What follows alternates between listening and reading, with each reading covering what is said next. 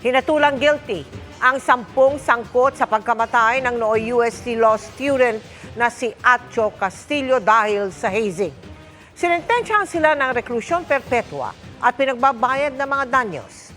Nakatutok si Dano Tingkungko. Sa wakas, hustisya para kay Acho Castillo. Guilty beyond reasonable doubt ang hatol ng Manila Regional Trial Court Branch 11 sa 10 miyembro ng Aegis Juris Fraternity para sa paglabag sa Section 4-1 ng Anti-Hazing Law of 1995. Sinentensyahan sila ng reklusyon perpetua o maximum na hanggang 40 taong kulong para sa pagkasa ng hazing sa nooy 22 anyos na UST law student. Pinagbabayad din sila ng halos kalahating milyong actual expenses at tig 75,000 pesos na moral damages, exemplary damages at civil indemnity. The guilty verdict is a team effort. We all placed our 100% and we got our conviction. It's a long journey, 7 years. This is how we imagined it to be, na madadali namin ito dito.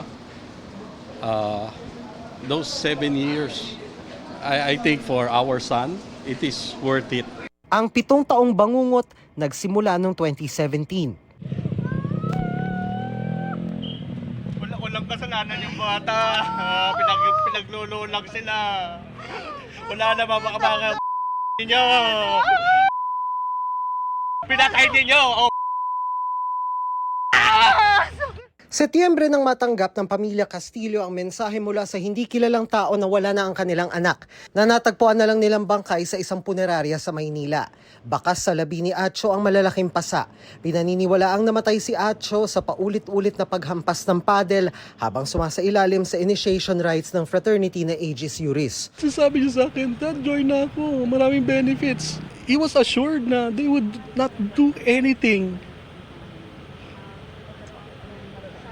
And then with full confidence, he said yes. Dagdag pasakit pa noon kung paanong pinalabas na natagpuan siyang nakaratay lang sa bangketa sa Tondo at nadaanan lang ni John Paul Solano na kalaunay matutuklasang kafrat niya pala.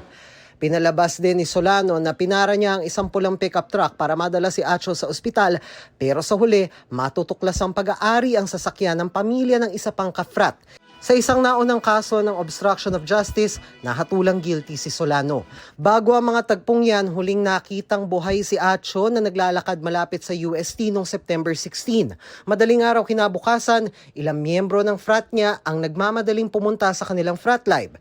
Pasado alas 8 ng umaga naman, dumating ang convoy ng isang itim na sasakyan, pulang pick-up at isang motorsiklo na nagdala kay Acho sa Chinese General Hospital kung saan idineklara siyang dead on arrival. Lumutang din noon ang isang chat group kung saan nakilala ang ilan sa mga akusado.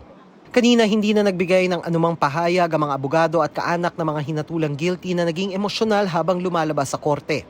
Ayon sa desisyon, napatunayan ng mga ebidensya at mga testimonya ang 3 kailangang elemento para masabing may hazing. Nauna, may initiation right. Pangalawa, may neophyte sa katauhan ni Acho. At pangatlo, dumaan siya sa sitwasyong nakakahiya o mapanakit. Napatunayan din ayon sa korte ang presensya sa initiation ng 10 akusado. Sabay puntong sa ilalim ng anti-hazing law ay hindi kailangang aktwal na nanakit. Pareho ang pananagutan kung naroon ang isang akusado at walang ginawa habang sinasaktan ang neophyte. Wala rin daw ipiniresentang matibay na ebidensya o testimonya mga akusado para suportahan ang argumentong hindi sila kasama sa hazing. At kahit pa may kondisyon sa puso si Acho kaya namatay sa cardiac arrest, ayon sa korte, ang pananakit sa kanya ang nagpalala nito at nagpabilis sa kanyang pagpanaw. This is justice for Acho and win for the prosecution po. So, thank you so much for all your support. Pero bukod sa hatol sa 10, gusto ring papanagutin ng mga magulang ni Acho ang University of Santo Tomas. I'm holding University of Santo Tomas responsible for the death of our son. It has been proven that Aegis Juris has been practicing hazing. And it's time to check your policies. The university, the civil law department, the dean himself failed to protect our son. I think it's about time heads should roll in UST. Para sa GMA Integrated News, Dano Tingkungko, nakatutok 24 oras. Bagamat nakikisimpatya sa mga magulang ni Atcho, hindi sang-ayon ang Dean ng UST Civil Law sa ilang pahayag nila.